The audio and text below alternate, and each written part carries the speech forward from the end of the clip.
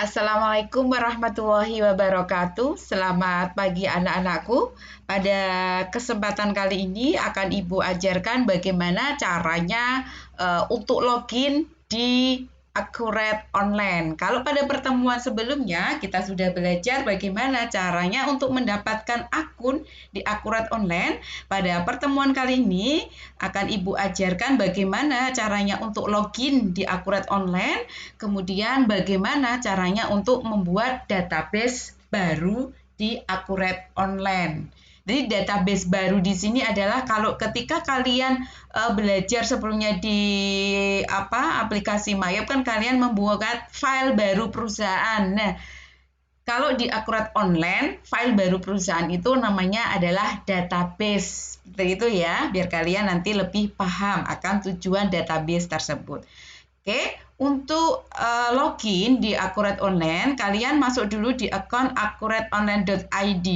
Di sini ya, kalian ketikkan di browser kalian, kemudian akan muncul tampilan seperti ini. Setelah muncul tampilan seperti ini, kalian ketikkan di kolom nomor handphone atau email. Itu ya, Ibu pakai nomor handphone saja. Kalian boleh pakai nomor email, alamat email, atau nomor handphone. Kemudian ketikkan password-nya. Kita ketikkan password. Password di sini adalah password login di Accurate Online ya, bukan password di email ya. Kalau kemarin ada yang sama dengan email tidak masalah sih. Kalau misalnya ada yang beda, jadi kita pakai loginnya pakai password ketika kalian mendaftarkan di Accurate Online. Punya Ibu, ketikkan dulu passwordnya. Kemudian kalau sudah ketikkan password, langsung klik login. Ketika pertama kali kita login, maka akan muncul seperti ini. Ini adalah tampilan pertama kali ketika kalian buka Accurate Online setelah mendapatkan akun ya. Kemudian langkah selanjutnya setelah kita berhasil login, langkah selanjutnya yaitu kita klik buat database. Oke anak-anakku, pada kesempatan kali ini Ibu akan ajarkan kepada kalian bagaimana caranya untuk membuat database baru pada Accurate Online. Database baru ini kalau di Mayop Accounting namanya file baru perusahaan. Oke, ketika akan membuat database baru, langsung kita klik di bagian bawah ini yang warna biru, kita klik buat database. Nah, ketika akan membuat database, kita harus menyiapkan terlebih dahulu untuk data perusahaan yang akan kita buat. Di sini sudah Ibu siapkan, kita pada kesempatan kali ini akan mengerjakan, yaitu kasusnya PT Telesindo. Nanti ada data yang kita butuhkan yang pertama yaitu identitas perusahaan yang akan kita isikan nanti di fitur dasar.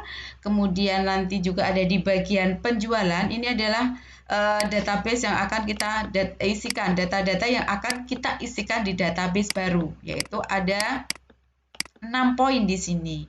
Yang pertama tadi yaitu fitur dasar, kemudian yang kedua penjualan, ketiga pembelian, dan yang keempat persediaan, kelima lain-lain, dan yang keenam adalah akun perkiraan. Oke, kita mulai saja ya anak-anakku untuk membuat database baru. Oke, kita klik di sini ya untuk membuat database baru. Kita klik buat database baru, kemudian isikan nama database kita. Karena kasus kita adalah, kita buka lagi, kasusnya PT Telesindo Jaya.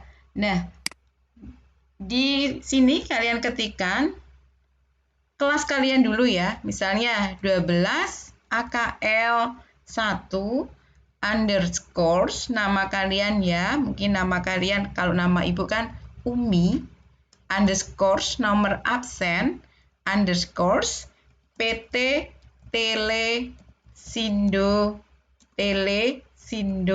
Jaya. Nah, kita ketikkan seperti ini.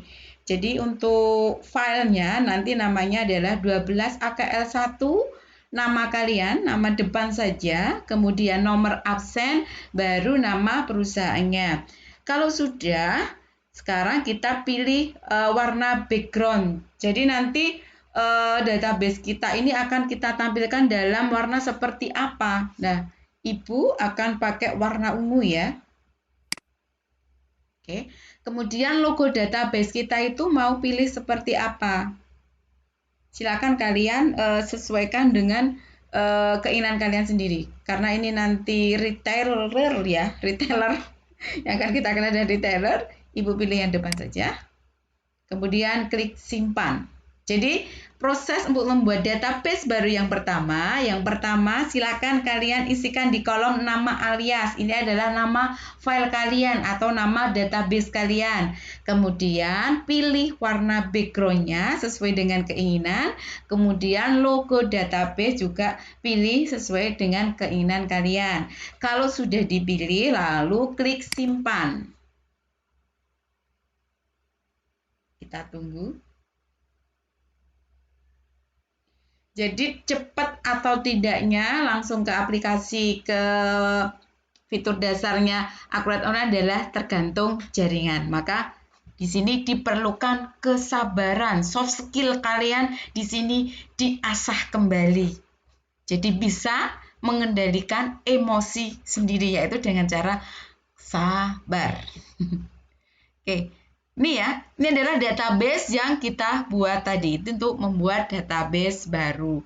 Kemudian kalau kita sudah punya database baru, langkah selanjutnya apa? Langkah selanjutnya yaitu mengisi, kalau di MyApp itu kan mengisi data perusahaan. Nah, di MyApp, di Akurat Online juga seperti itu. Kita klik database yang kita buat di sini ya. Klik.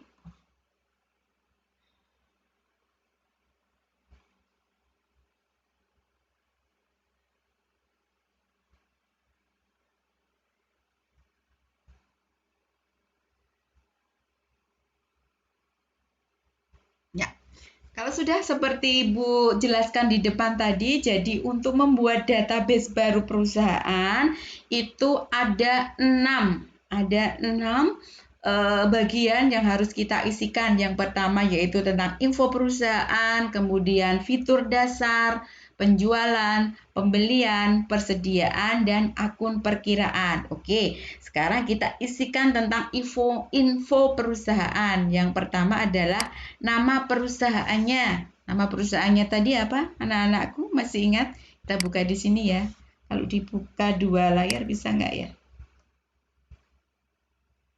Coba Ibu ini dulu. Nggak bisa ya buka 2 layar.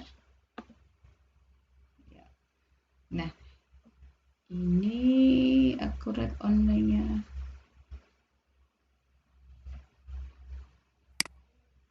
Ternyata tidak bisa ya, dibuka 2 layar tidak bisa. Jadi kita bukanya sabar. 1212, oke. Untuk perusahaannya namanya tadi apa, Dek? PT Telesindo Jaya. Nama perusahaannya ini ya.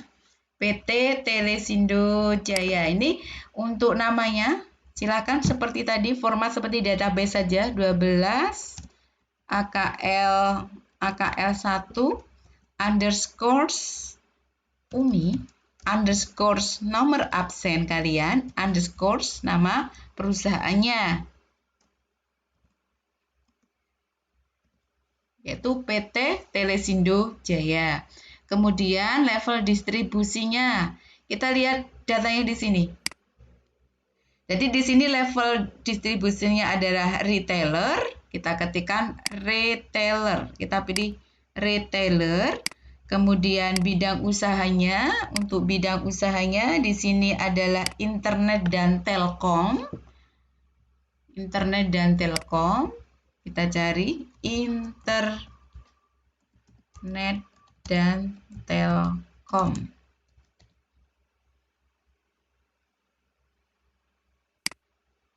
Kita searching di sini ya. Tidak ditemukan, langsung searching saja di sini. Berarti langsung klik searching. Searching di sini. Pada bidang usaha kita cari internet dan telkom. HIC. Nah, ini ya. Internet dan telkom. Kemudian nomor teleponnya, kita lihat nomor teleponnya yaitu 021 Ctrl C saja. Ini nomor teleponnya ya, 021, kemudian nomor emailnya 021 420 sekian-sekian. Kita pastekan di sini saja. Ctrl V, kemudian alamat email di sini admin. Kodenya keluar. Ya. admin.telesindojaya.com. Di sini kita ketikkan admin kecil ya. Admin apa tadi? admin@telesindojaya.com.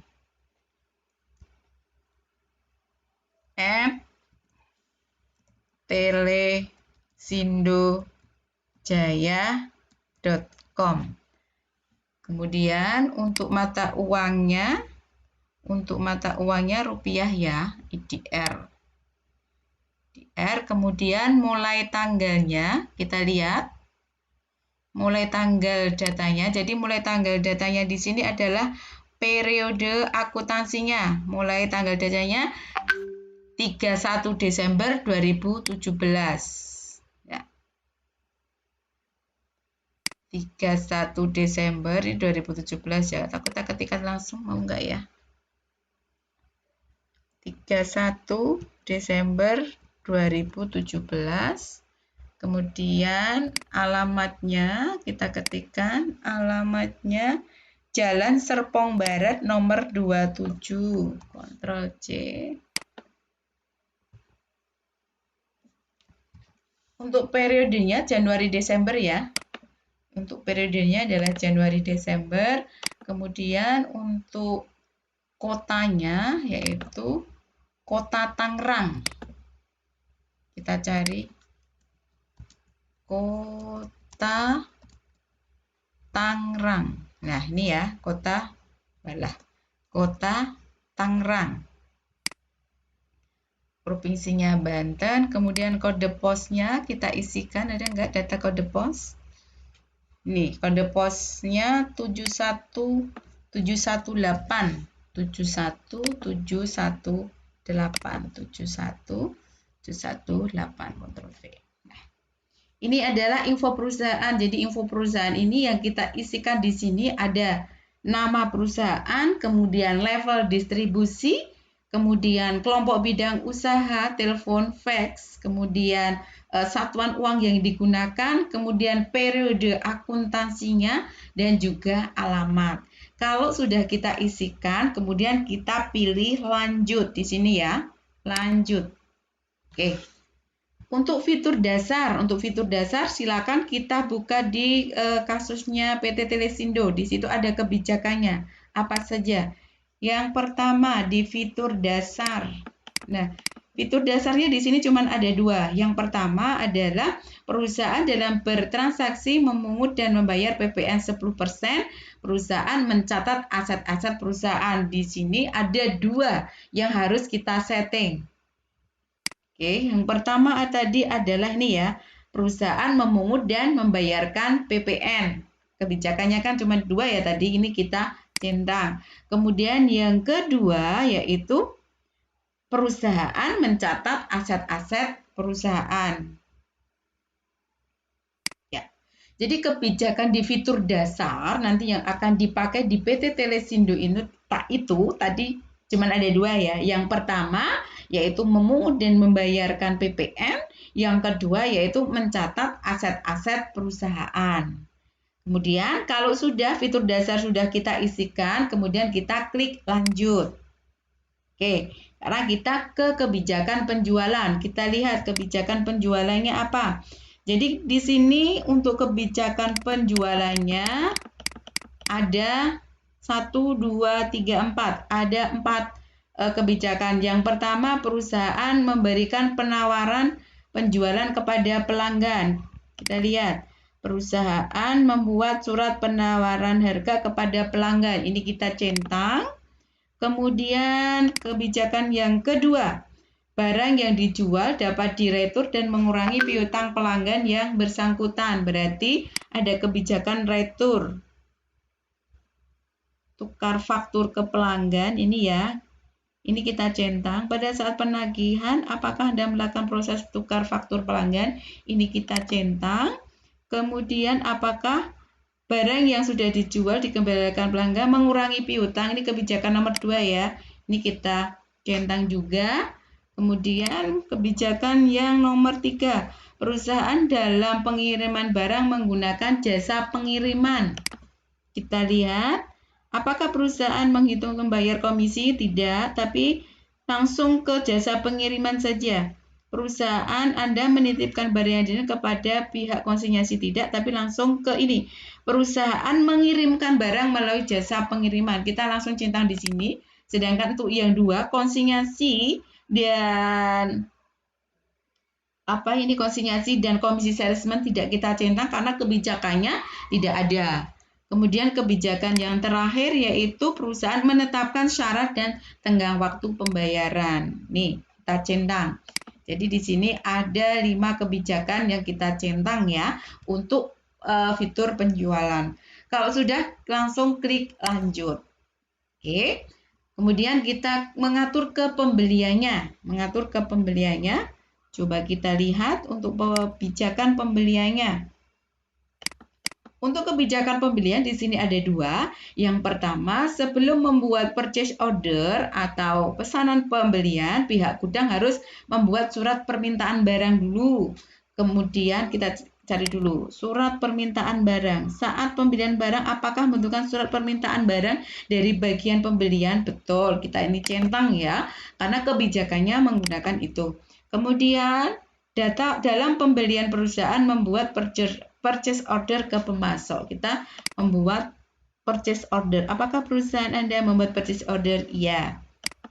Sedangkan untuk yang terakhir ini karena tidak ada kebijakannya nggak usah kita centang. Jadi untuk kebijakan pembelian ini ada 2. Yang pertama yaitu setiap pembelian nanti ada permintaan dari bagian pembelian atau bagian gudang. Kemudian kita membuat purchase order dulu ke perusahaan ya. Kalau sudah, klik lanjut. Nah, untuk selanjutnya yang bagian kelima adalah kita harus men-setting untuk persediaan. Kita lihat kebijakannya di persediaan. Nah, di persediaan hanya 1 yang kita centang, yaitu perhitungan biaya persediaan perusahaan menggunakan metode FIFO. Nah, hanya 1 saja ya. Di sini saja yang kita centang menggunakan metode FIFO. Kalau sudah, langsung lanjut. Oke, kemudian ini adalah terakhir. Jadi settingan database yang terakhir di sini akurat membutuhkan akun perkiraan sebagai penampung nilai-nilai kas, pendapatan, perjalanan biaya.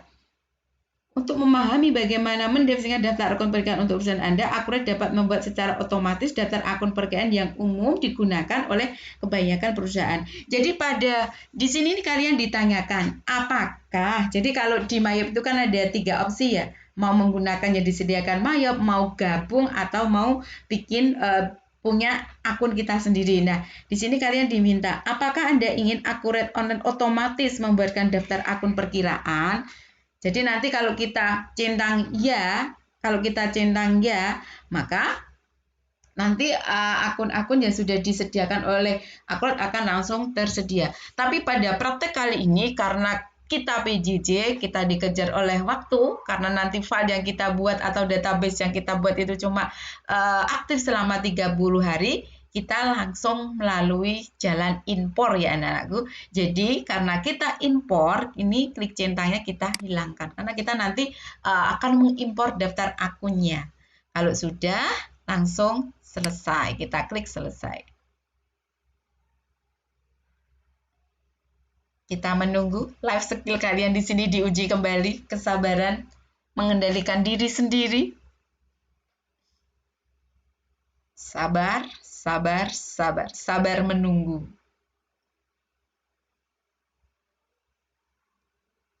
Oke, nah ini adalah ketika kita sudah men-setting database baru, maka akan muncul tampilan seperti ini. Jadi untuk membuat database langkah-langkahnya seperti tadi ya anak-anakku, sampai ketemu pada langkah selanjutnya, yaitu untuk mengimpor akun.